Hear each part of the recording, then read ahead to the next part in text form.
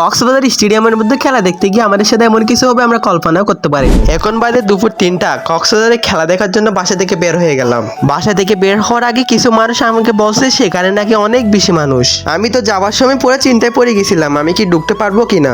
আমরা স্টেডিয়ামের মধ্যে এসে দেখি এখানে যেতগুলো গেট আছে সব গেটের সামনেই বেশি পরিমাণ মানুষ। তারপর আমরা যখন গেটের সামনে যাই যে এখানে দেখি মানুষ কি এখানে পুলিশকে সহ ঢুকতে দিচ্ছে না। আর কি আমাদের তো অবশ্যই খেলা দেখতে হবে, তার কারণে এখানে পাশে একটা ট্যাঙ্ক আছে পানির। এখানে আগে থেকে দেখতেছি অনেকজন উঠার জন্য চেষ্টা করতেছে, এখন আমার থেকে সেখানে উঠতে হবে। ফাইনালি গাইস জীবনের ঝুঁকি নিয়ে এখানে উঠে গেলাম খেলা দেখার জন্য। এখানের মধ্যে উঠার সময় আর মাঠের দিকে খেয়াল ছিল না, এখানে মাঠের দিকে তাকায় দেখি অলরেডি প্লেয়ার নামতেছে, তার মানে খেলা এখন শুরু হইতে যাচ্ছে।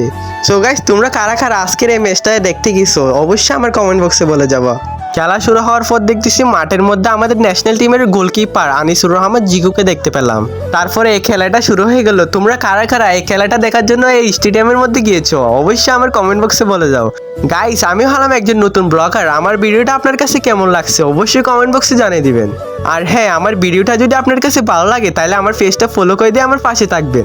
আমার পেজটা যদি আপনি ফলো করেন তাহলে আমার পরবর্তী ভিডিও আপনি দেখতে পারবেন। ধন্যবাদ ভাই আমার পেজটা ফলো করার জন্য।